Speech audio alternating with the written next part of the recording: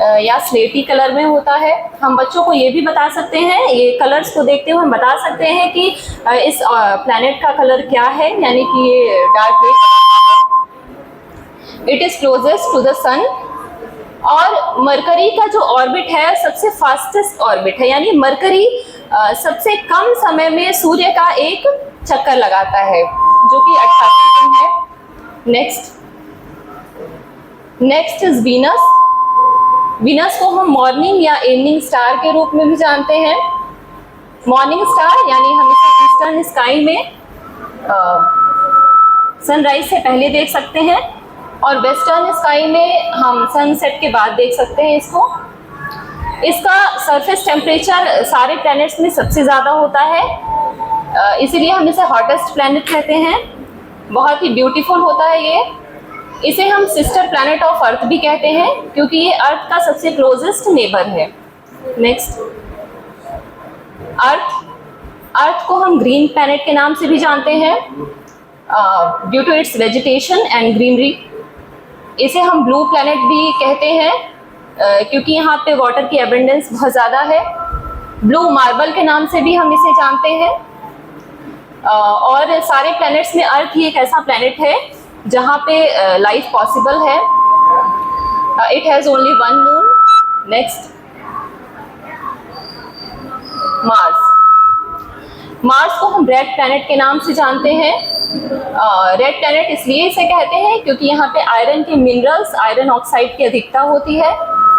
Mars के 2 moons होते हैं, और मार्स पे चूंकि वाटर और लाइफ की पोटेंशियल को देखते हुए नासा, स्पेसएक्स और कई सारी ऐसी प्राइवेट एजेंसियां हैं जो फ्यूचर ह्यूमन सेटलमेंट पे काम कर रही हैं मार्स के।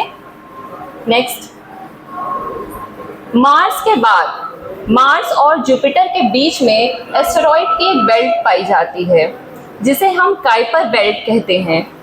अब तक जितने प्लैनेट्स हमने पढ़े, 4 planets, that is Mercury, Venus, Earth और मार्स, इन सभी प्लैनेट्स का जो फॉर्मेशन है वो रॉक और सॉइल से होता है, इसलिए हम इसे टेरेस्ट्रियल प्लैनेट या अर्थ लाइक प्लैनेट भी कहते हैं। अब हम काइपर बेल्ट के बाद जितने प्लैनेट्स को पढ़ेंगे उन सब का फॉर्मेशन गैसियस सब्सटेंसेस से होता है, इसलिए हम इन्हें गैसियस प्लैनेट्स भी कहते हैं या जुपिटर लाइक प्लैनेट्स भी कहते हैं। Next, Jupiter is the largest planet of our solar system. It is also known as gas giant due to abundance of hydrogen and helium. It has 95 known moons as of May 2024. और Jupiter का जो moon है गाइनीमीड, ये हमारे solar system का सबसे largest moon है। Next, Saturn को हम द रिंग ब्यूटी के नाम से जानते हैं। इसके कुल 146 मून्स हैं as of June 2023। Titan is the second largest moon of our solar system. Next,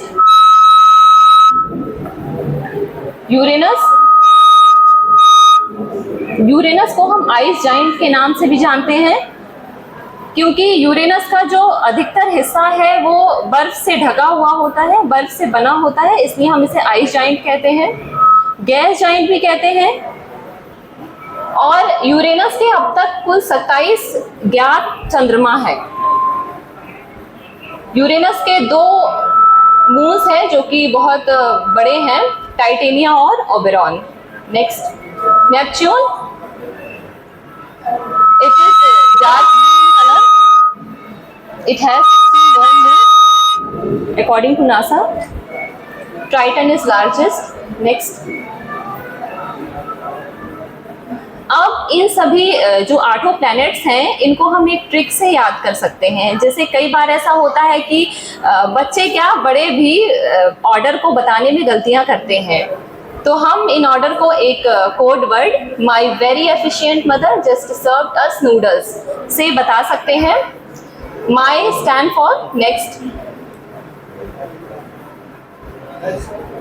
mercury, V stand for Venus, E for Earth, Mother, M for Mars, J for Jupiter, S for Saturn, U for Uranus and N for Neptune.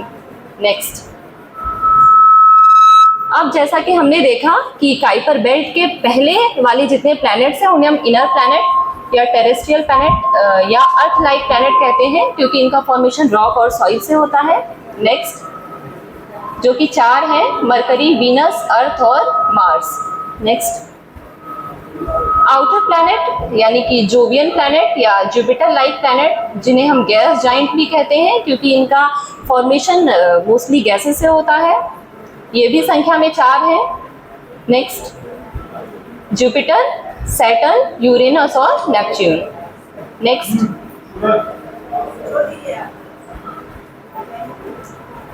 अब हम जानते हैं revolution और rotation क्या है।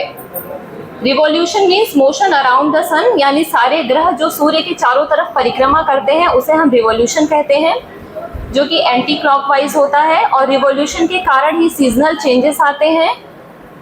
Sir बैक। और length of day and night decide होता है। Rotation means spinning motion on axis, यानी सभी जो प्लैनेट्स हैं वो सूर्य के चारों तरफ परिक्रमा करने के साथ साथ अपने एक्सिस पे भी स्पिनिंग मूवमेंट करते रहते हैं, जो कि एंटी क्लॉकवाइज होता है, एक्सेप्ट वीनस एंड यूरेनस। इनका रोटेशन क्लॉकवाइज होता है। रोटेशन के कारण ही डे एंड नाइट होता है। तो इस पीपीटी और टीएलएम के माध्यम से हम अपनी कक्षा को बहुत ही रोचक बना सकते हैं, और बच्चों की जो सोच है कि स्क्रीन का या डिजिटल किसी बोर्ड का हम यूज़ सिर्फ एंटरटेनमेंट के लिए कर सकते हैं, उसको हम एजुकेशन से भी जोड़ सकते हैं। और साथ ही साथ इसके साथ एक टीएलएम भी है,